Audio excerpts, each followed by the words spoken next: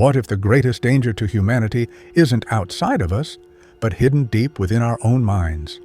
Carl Jung believed that inside every person lives a shadow, a hidden dark side of our nature.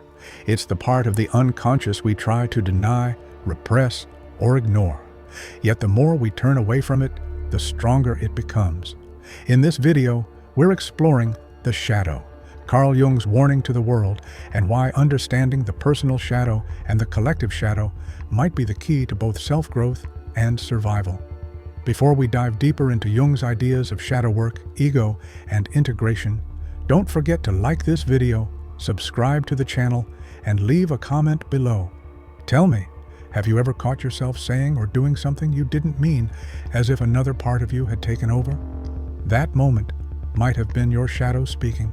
Carl Jung described the personal shadow as the thing a person has no wish to be.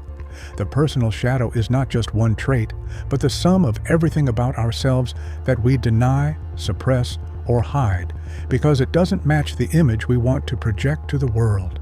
The ego, which represents our conscious identity, is built on what we choose to accept as me.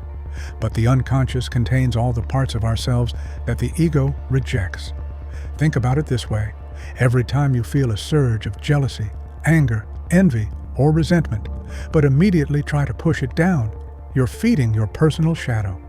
Every time you think, I could never be like that, or I would never do such a thing, you're often speaking from your ego, while the unconscious may be quietly holding on to those very qualities. Jung warned that these repressed elements don't simply vanish, they live on, waiting for moments of weakness to break through. When we ignore the shadow, it doesn't go away. Instead, it grows more autonomous. It bursts forth in sudden, uncontrollable ways, like an outburst of rage at a loved one, an inappropriate remark in a social setting, or a passive-aggressive jab that surprises even ourselves. Imagine someone who has repressed their anger for years because they see themselves as kind and peaceful. Eventually, that anger may erupt in destructive ways, shocking not only others, but also themselves. Another way the personal shadow shows up is through projection. Instead of owning the qualities we dislike, we unconsciously see them in others. For example, a person who denies their own selfishness may constantly accuse others of being selfish. Someone who suppresses their arrogance may constantly point out arrogance in colleagues or friends. Projection allows the ego to stay innocent, while secretly reinforcing the power of the shadow. The shadow also appears in dreams. Jung noted that many people dream of figures of the same sex who criticize, argue, or undermine them.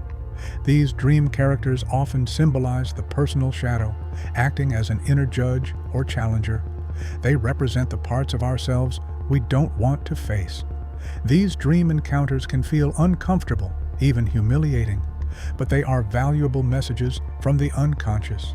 They reveal exactly what the ego refuses to acknowledge.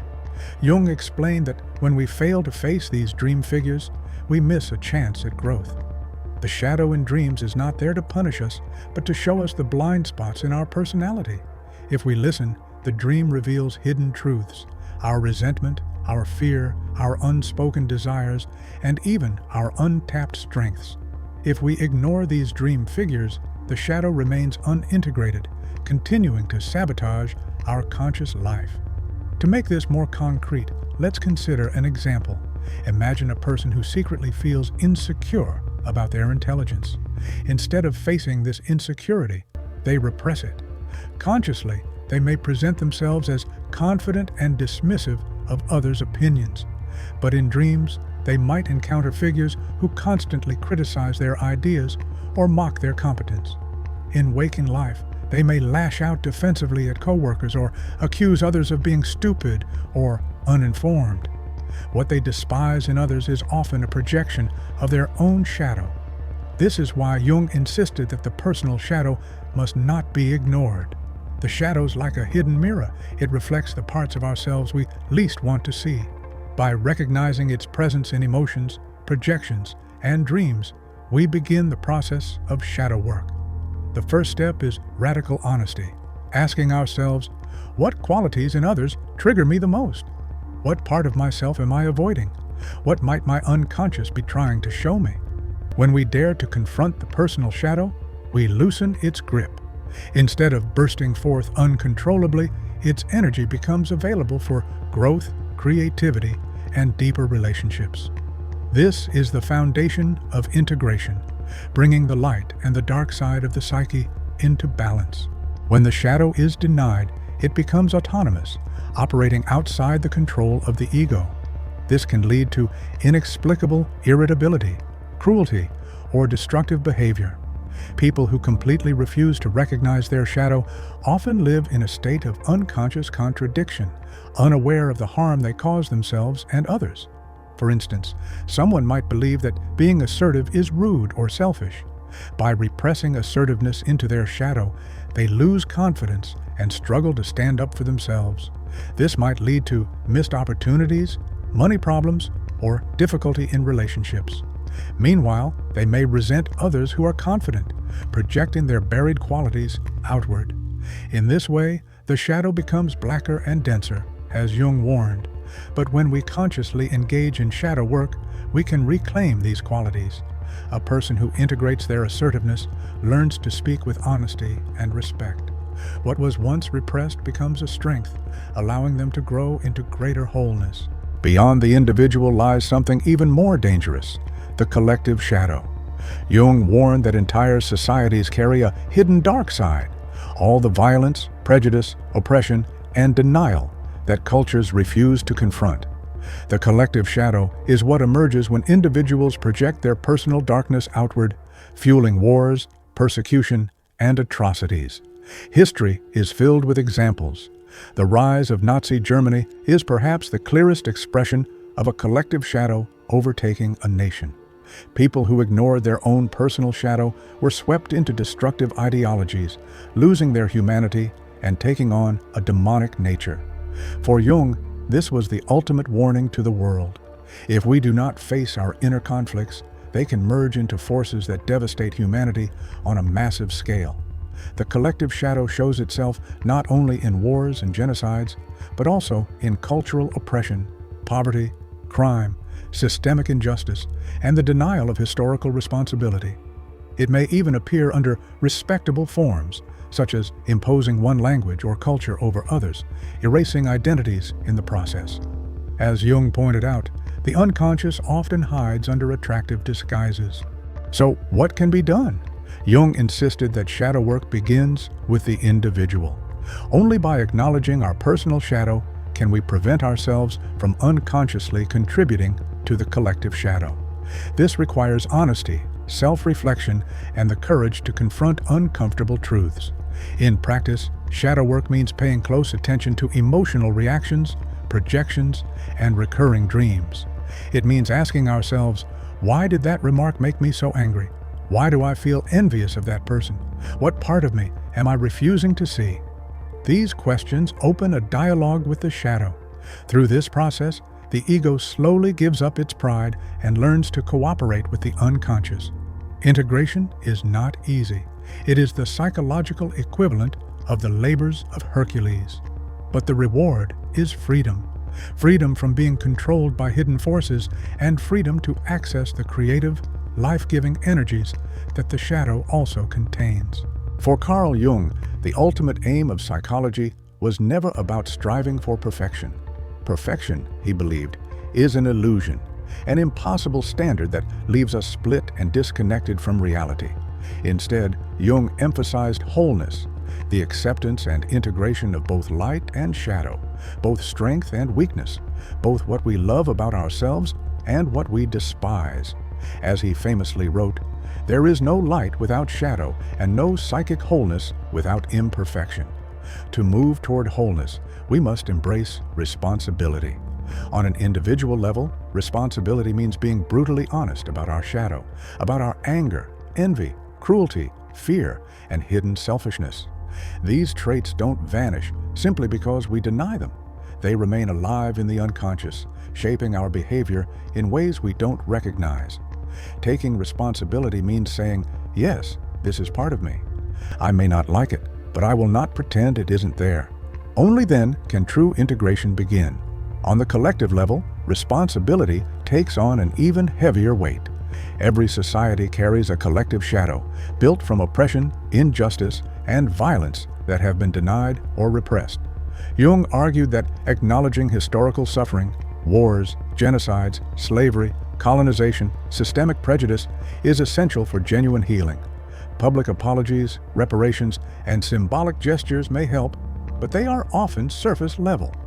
True healing requires the courage to integrate the collective shadow, to admit what has been hidden, and to take responsibility for its consequences across generations. This process of truth-telling is never easy. For victims, it means revisiting pain that may feel unbearable. For perpetrators and descendants of perpetrators, it means facing guilt, shame, and accountability. Yet Jung insisted that this confrontation is the only path to authenticity. Denial only feeds the shadow, allowing it to grow stronger in silence. What is unspoken festers in the unconscious, re-emerging in new forms of violence, division, or hatred. This is why Jung's warning to the world remains so urgent. Ignoring the shadow, whether personal or collective, only ensures that history will repeat itself. Consider how often we hear the phrase, "just move on." The past is behind us.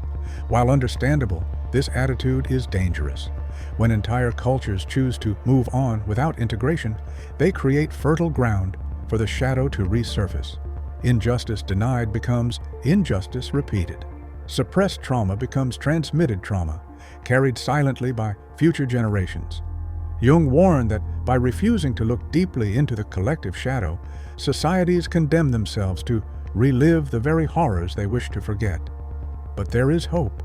When individuals take responsibility for their personal shadow through shadow work, they also contribute to transforming the collective shadow. By practicing honesty, by owning projections, and by integrating the dark side of the psyche, each of us lightens the collective burden.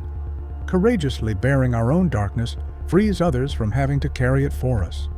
In this way, individual growth ripples outward into collective healing.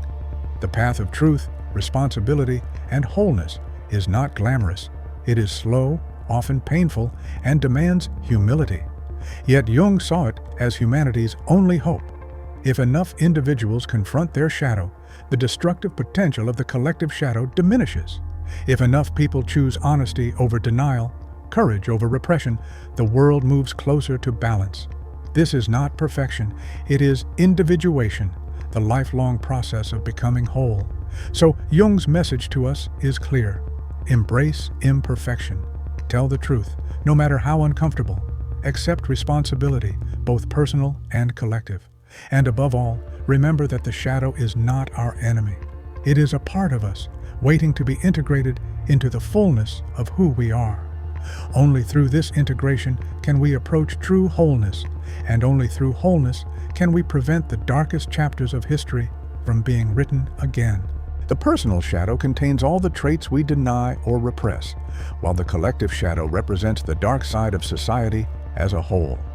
By engaging in shadow work, recognizing our projections, and seeking integration, we move closer to wholeness. We reduce the destructive potential of the unconscious and bring its hidden treasures into the light. So, the real question is, are you ready to confront your shadow? Have you seen its influence in your own life, your dreams, or in the culture around you? Share your thoughts in the comments. I'd love to hear your experiences with shadow work and your reflections on the shadow. Carl Jung's warning to the world.